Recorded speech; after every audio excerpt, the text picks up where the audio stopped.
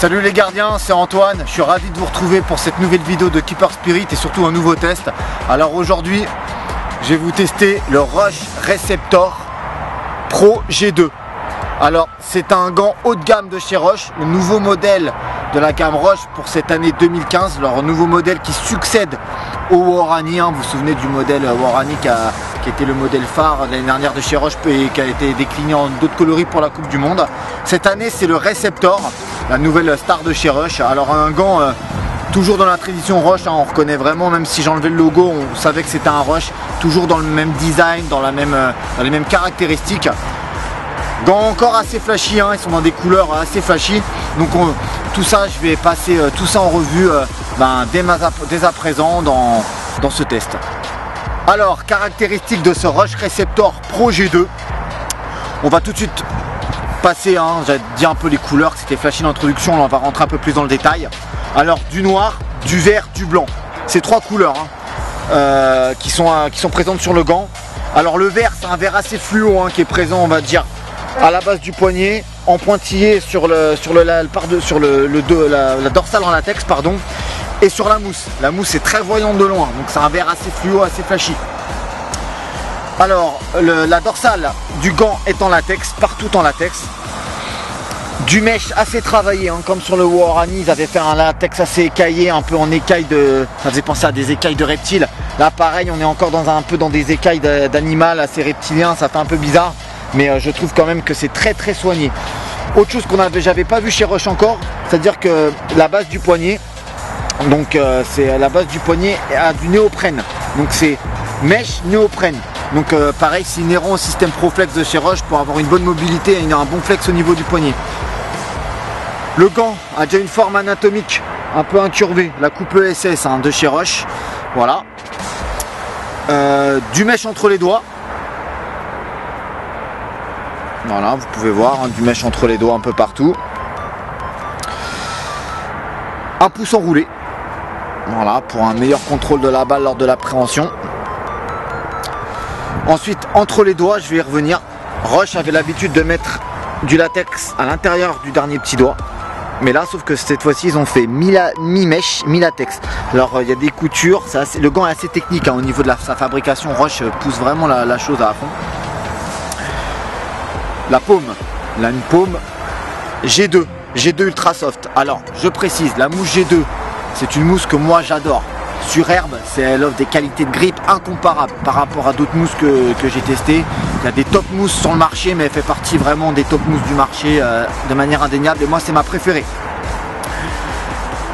Mousse que sur herbe. Là on est sur un synthé aujourd'hui parce qu'on ne peut pas faire autrement, mais ne jouer que sur herbe avec. Sur synthé, elle va vite crever. C'est une mousse qui est très bonne partant sec, excellente partant sec et qui est très bonne partant de pluie. Pas la peine, ceux qui ont de la mousse G2, la plupart que je connais et même des pros n'utilisent même pas des gants pluie, ils utilisent toujours la G2 même quand il pleut. Le bandeau de fermeture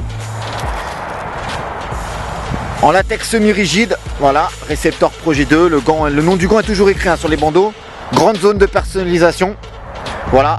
Il n'y a plus le petit ergon en silicone avec la petite tirette comme il y avait sur le Worani. Ça se détachait, ça se déchirait un peu. Donc Rush ne l'a pas refait, je pense, parce qu'ils ont eu peut-être des petits soucis là-dessus. Je pense parce que ça se détachait. Mais bon, ceci dit, ça change rien pour moi. Le fameux système pull loop pour retirer son gant lorsqu'on a l'autre main prise.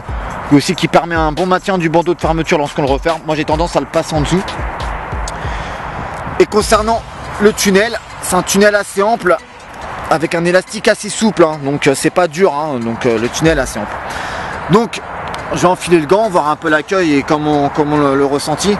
Je joue énormément en Rush, vous le savez, donc je vais un peu voir le ressenti par rapport à d'autres gants. Il n'y a pas de surprise pour moi, je trouve par rapport au Worani ou au Argos que j'ai eu, on se sent exactement pareil. Vous avez vu des gants en couture plate, donc je me sens, c'est classique, il n'y a vraiment pas de changement au niveau du fit par rapport à d'autres gants Rush. J'allais oublier le petit cut. Alors cette fois-ci le petit cut, ils n'ont pas mis un bande élastique, ils ont libéré le mesh juste en fait jusque là. D'habitude tu as toujours un petit tissu élastique là pour permettre une bonne flexibilité entre le pouce et l'index et pour éviter des déchirures sur le latex. Bah là ils ont mis du mesh, mais bon ça change pas parce que étant donné que le mesh en fait il est bien cousu, donc ça n'a pas l'air de bouger. J'ai hâte de tester ce gant. Bon, je suis habitué à la mouche G2, je suis habitué au gant à la coupe roche, mais vu que c'est un nouveau gant roche, je suis assez excité de le tester. Loni va me faire quelques petites prises de balles, je vais faire un peu de prise de balle au sol, un peu de prise de balle aérienne. Je vais pas non plus faire monts et merveilles, mais juste histoire pour pouvoir faire un test du gant complet, pouvoir être pragmatique lors du débrief. Bah, je vous dis à tout à l'heure pour le débrief et c'est parti.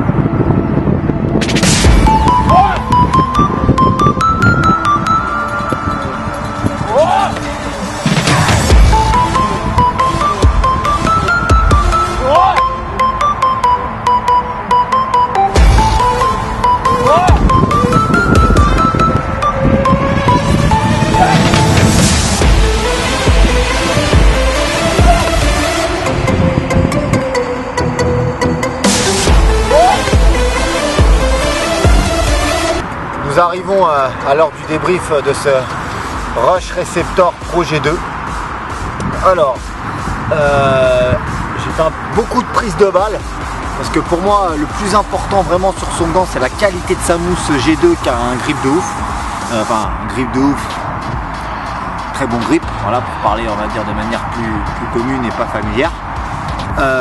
Moi c'est, comme j'ai dit, c'est une mousse que j'adore, donc je me suis bien fait plaisir en faisant des bonnes prises de balles, aller chercher quelques petits centres.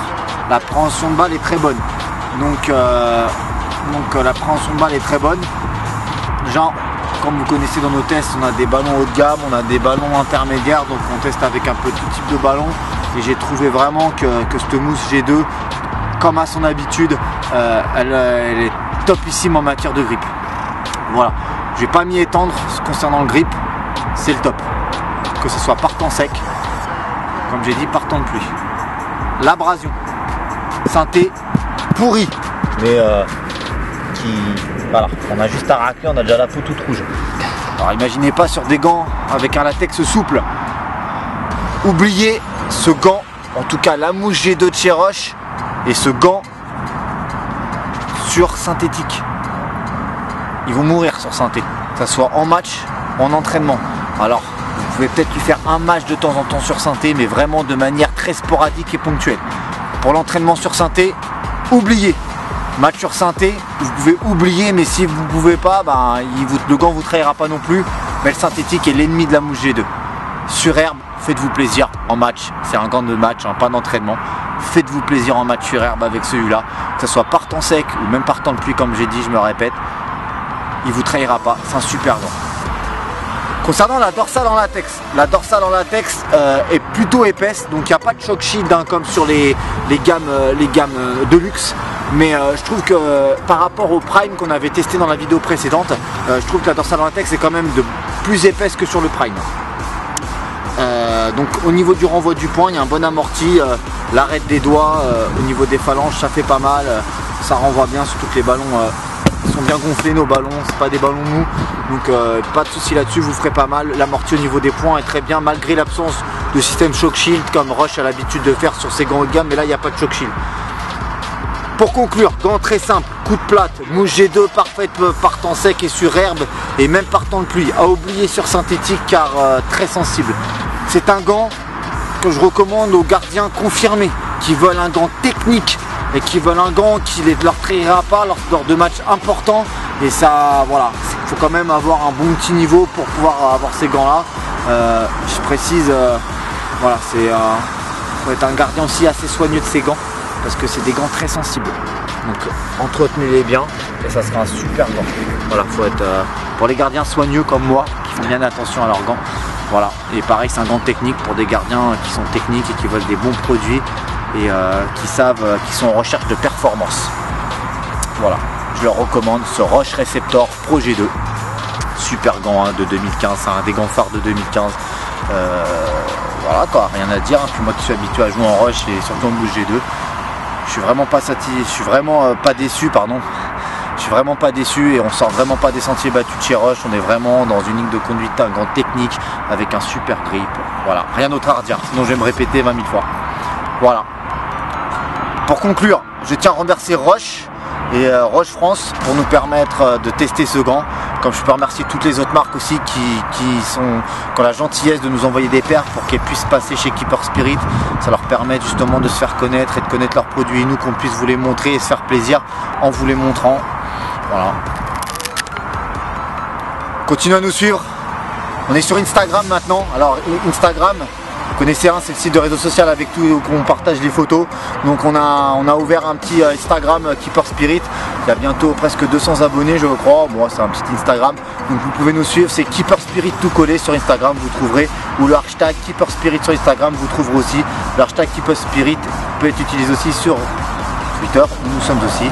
Et bien sûr le Facebook et la chaîne YouTube, la chose principale. Continuez, si vous êtes abonné sur le Facebook, abonnez-vous à la chaîne YouTube parce que tout se passe sur YouTube, on est une web TV donc ça sert à rien si vous êtes abonné sur Facebook et pas sur YouTube. Et puis voilà quoi, puis moi je vous dis à bientôt dans une prochaine vidéo, il y a du lourd qui arrive avec des nouveaux gants, des nouveaux produits, des nouvelles marques. Allez, portez-vous bien, bon match, soyez invincibles et à la prochaine, ciao.